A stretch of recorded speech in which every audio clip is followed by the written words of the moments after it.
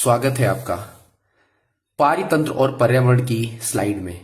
ये slide number 7 है। इसके पहले मैं 6 स्लाइड डिस्कस कर चुका हूं, जिसे आप प्लेलिस्ट में जाके देख सकते हैं। आइए आरंभ करते हैं।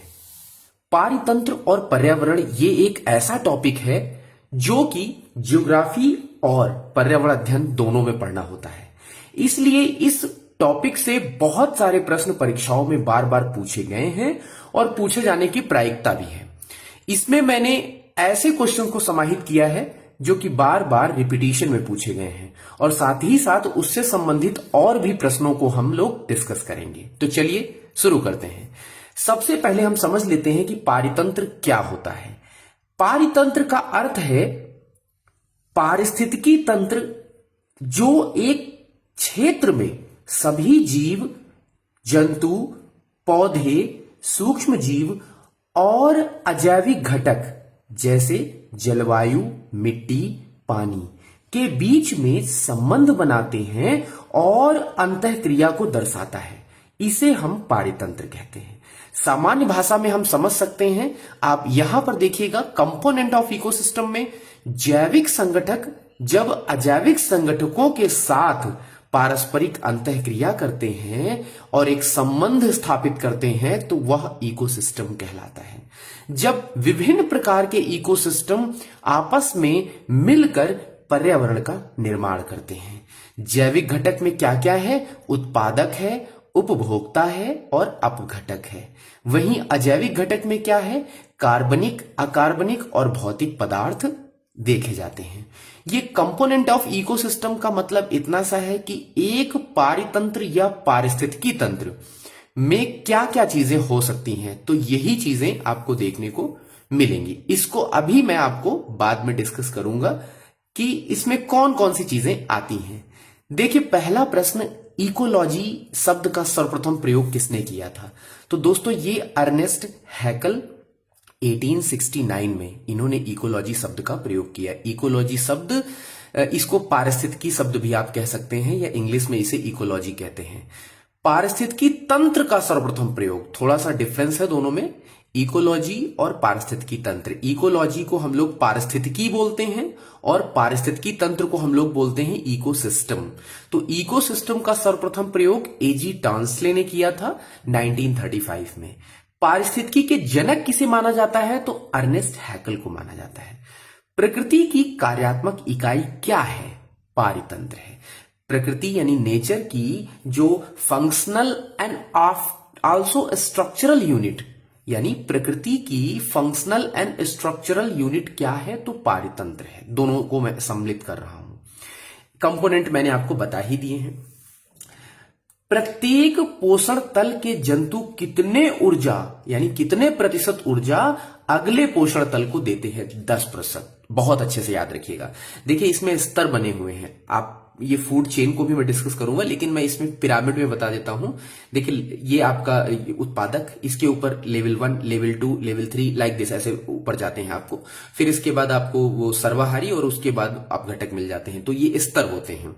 तो प्रत्येक पोषण तल के जंतु कितने प्रतिशत ऊर्जा? तो 10%। और इस फार्मूले को दिया था, 10% का रूल कहा जाता है लिंडमैन।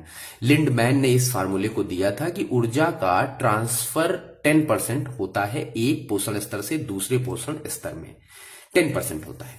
समुद्र में मुख्य प्राथमिक उत्पाद फाइटोप्लैंक्टन।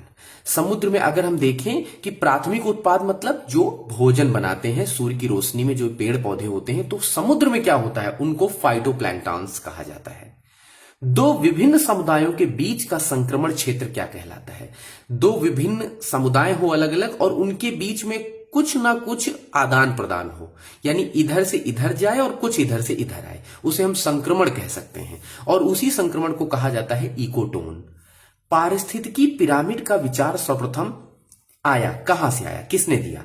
चार्ल्स एल्टन ने दिया था 1927 में, कि पिरामिड कैसे बनता है ना। यानी नीचे आप देख रहे हो कि बेस ज्यादा होगा, उसके बाद धीरे धीरे कम होता जाएगा। वही आप देख रहे हैं यहां पर भी कि ऊर्जा जो है, या हम ये कहें कि अगर दूसरी बात उसमें कहें कि हाँ, लेवल यानी ये संख्या पेड़ पौधों की बहुत ज्यादा, उससे कम इनकी, उससे कम इनकी और सबसे कम इनकी। तो ये पिरामिड का रूप ले रहा है। देखिए बढ़ते हुए आपको नीचे बहुत ज्यादा, उसके बाद धीरे धीरे धीरे धीरे घटती जाएगी संख्या, तो ऊपर तक जाते जाते संख्या बहुत कम हो जाती है। इसी से पिरामिड का फॉर्मेशन होता है। तो ये पिरामिड कौन सा है? संख्या पर आधारित पिरामिड है, और संख्या पर आधारित पिरामिड हमेशा सीधा बनता है। तो ये पारिस्थितिकी पिरामिड चार्ल्स एल्टन ने दोस्तों याद रखिएगा। और एक बात बता दूं दोस्तों, आप लोग अगर हमारे वीडियो पसंद कर रहे हैं और देख रहे हैं तो शेयर और लाइक जरूर करिएगा। बस इतना ही मांग रहा हूं आपसे, आप शेयर और लाइक करिएगा, उससे थोड़ा उत्साहवर्धन हो जाता है और कुछ नहीं। ऊर्जा का पिरामिड सदैव बनता है, सीधा बनता है। अगर हम ऊर्जा की भी बात करें तो हमेशा पिरामिड सीधा बनेगा। ऊर्जा का 10% का नियम किसने दिया था? लिंडमैन ने दिया था 1942 में। अच्छा, ऊर्जा का पिरामिड सदैव सीधा कैसे बनेगा? सबसे ज्यादा ऊर्जा देखिए उत्पादक में होगी, इससे कम शाकाहारी जो श्रेणी आती है, और उससे कम प्राथमिक श्रेणी, उससे कम द्वितीयक श्रेणी, फिर सर्वाहारी। तो ऐसे ऊर्जा जो है आपको देखने को मिलती है। तो पिरामिड का निर्माण होता है सीधा पिरामिड। ऊर्जा का 10% नियम मैंने आपको बताया, लिंडमैन ने दिया था। इकोसॉफी, ये शब्द याद रखिएगा, प्रश्न पूछा जा चुका है। इकोसॉफी शब्द के प्रयोक्ता हैं अर्नीस नेस। अर्नीस नेस भी इनको कहा जाता है। एग मार्क किससे संबंधित है दोस्तों? तो एग मार्क उन्हीं चीजों पर होता है जो क्वालिटी वाइज अच्छे होते हैं, क्वालिटी कंटेंट होता है उसमें, तो गुणवत्ता से संबंधित है। अर्नेस्ट हैकल कहाँ के निवासी थे? तो दोस्तों जर्मनी के निवासी थे ये। पौधों द्वारा नाइट्रोजन किस रूप में ग्रहण करते हैं? यानी पौधे जो है, देखा है कि उनको यूरिया दिया जाता है, खेतों में डाला जाता है, उसमें नाइट्राइट के फॉर्म में आपकी नाइट्रोजन होती है यूरिया में।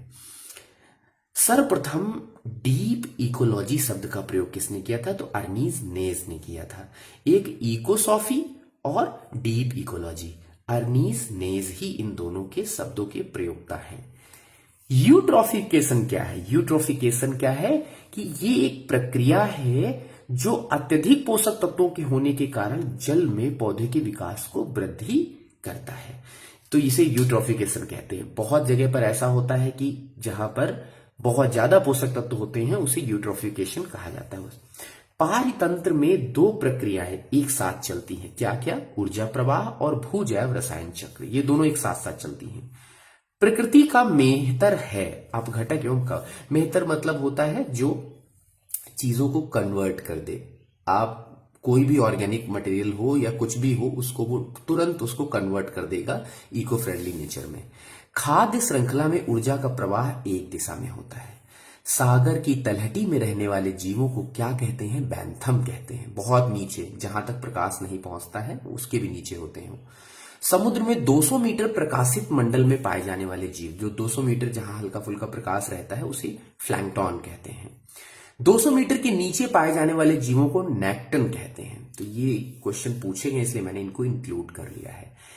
इसके बाद देखते हैं खाद्य श्रृंखला में क्या होता है। फूड चेन एक्चुअली में आप देख सकते हैं एक सिस्टमेटिक ऑर्डर में, जैसे उत्पादक पेड़ पौधे थे, पेड़ पौधों को खाने वाले प्राथमिक उपभोक्ता होंगे, जैसे टिड्डा, मैं एक नॉर्मल फूड चेन दिखा रहा हूं। द्वितीयक उपभोक्ता, टिड्डे को मेढक ने खा लिया। अब तृतीयक उपभोक्ता, मेढक को सर्प ने खा लिया। और इसके बाद अंतिम उपभोक्ता या सर्वोच्च उपभोक्ता बाज, जिसको तृतीयक उपभोक्ता को खा लिया। अब अंतिम उपभोक्ता अपघटक या कवक के माध्यम से वो पोषक तत्व और दोबारा से वो मिट्टी में मिल जाते हैं और प्लांट्स उन्हें पुनः एब्जॉर्ब कर लेते हैं। ये खाद्य श्रृंखला एक बन जाती है। एक कुछ क्वेश्चन इधर भी हैं। पारिस्थितिकी पिरामिड का विचार सर्वप्रथम किसने दिया था? तो चार्ल्स एल्टन ने दिया था 1927 में। दो विभिन्न समुदायों के बीच का संक्रांति क्षेत्र कहलाता है इकोटोन। पारितंत्र में बाज का स्थान होता है, सर्वोच्च उपभोक्ता होता है। ऐसे ही पारिस्थितिकी तंत्र एक काफी डिटेल में है। बहुत तरह के पारिस्थितिकी तंत्र हैं, जैसे कि नेचुरल पारिस्थितिकी तंत्र टाइप्स अगर हम देखें, और प्राकृतिक, नेचुरल और कृत्रिम, यानी जो बाय नेचर यानी प्राकृतिक चलते हैं, और एक कृत्रिम यानी आदमियों के द्वारा बनाया जाता है। जैसे अगर पूछा जाता है कि एक धान का खेत है वो किस प्रकार का पारितंत्र है, तो एक कृत्रिम पारितंत्र है। ऐसे ही घास पारितंत्र, तालाब पारितंत्र, समुद्र पारितंत्र, इस तरह से बहुत सारे जो है ये पारितंत्र अलग अलग देखने को मिलते हैं। तो आशा करता हूँ ये चैप्टर आपको अच्छे से समझ में आया होगा। यहाँ पर देखिए एक पिरामिड बना हुआ है और इस पिरामिड में किस प्रकार से पौधे नीचे इन्होंने खाना बनाया। इनको खाने वाले शाकाहारी गाय भैंस रैबिट ये सब हो गए। प्रथम श्रेणी में मांसाहारी फर्स्ट कंज्यूमर जो होंगे इनको खाने वाले, जैसे इनको खाने वाले फॉक्स वगैरह हो गए, या आपने देखा होगा जो कि जंगल में होते हैं इनको खाने वाले डायनो वगैरह होते हैं वो। और टॉप पे चला जाता है, द्वितीय श्रेणी में चला जाता है आपका टाइगर वगैरह आ जाता है, और सर्वाहारी ऊपर चला जाता है आपका, जिसमें मनुष्य वगैरह आ जाते हैं। तो इस तरह से ये एक हमारा पिरामिड आपके सामने दिखाया है मैंने। तो इस प्रकार से आशा करता हूँ पसंद आई होगी ये स्लाइड, और अगर पसंद आई है तो लाइक और शेयर जरूर करें। Thank you so much.